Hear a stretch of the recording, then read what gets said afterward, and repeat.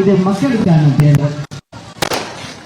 இன்னைக்கு தமிழ்நாட்டு மக்கள் எடுக்கிற முடிவுல தான் இந்த ஆட்சி ஏற்படும். அதற்கு உண்டான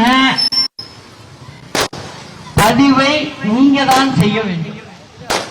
எதுக்காக சொல்ற அப்படின்னா, இப்ப திமுக அரசு நிறைய கடனை வாங்கி ஜனங்களை ரொம்ப கஷ்டத்துல விட்டுருக்கு. அதுக்கு முடிவு கட்டணும். அதுக்காக தான் நான் சொல்றேன். இன்னும் 2 நிமிடம் தான் பாக்கி இருக்கு மணி ஆகிறதுக்கு. அதுக்கு பேசணும்.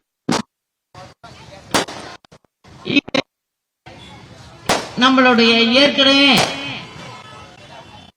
கட்சி நடத்திட்டு இருக்க ஒரு தலைவர் வழியில அம்மா வழியில நடத்துறேன்னு சொல்லி இங்க உள்ள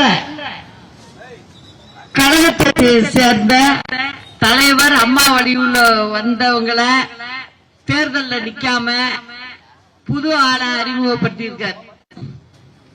ஆனா நம்ம நம்ம வழியா வந்த குடும்பங்கள்ல இருந்தா ஒரு வேட்பாளரை தேர்ந்தெடுத்து இங்க நிக்க வச்சிருக்கோம்.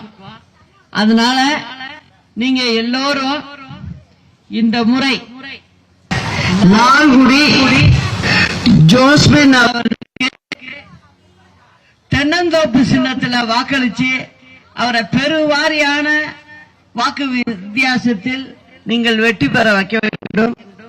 ஏன்னா சாதாரண எளிய மக்களுடன் பழகக்கூடியவர், சாதாரண ஒரு குடும்பத்தை சேர்ந்த பெண்ணை இங்க நிறுத்தி இருக்கிறோம். உங்களோட அவரும் ஒருத்தர் அப்படிங்கிற எண்ணத்தை வச்சுக்கிட்டு நிச்சயமா நீங்க எல்லாம் செய்வீங்கிற நம்பிக்கை எனக்கு இருக்கு.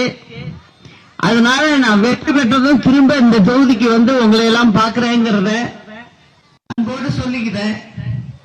மீண்டும் சொல்றேன், லால்குடி நமது வேட்பாளர் ஜோஸ்பின் அவர்களுக்கு தென்னந்தோப்பு சின்னத்துல வாக்களிச்சு அவரை மாபெரும் வெற்றி பெற செய்யணும்.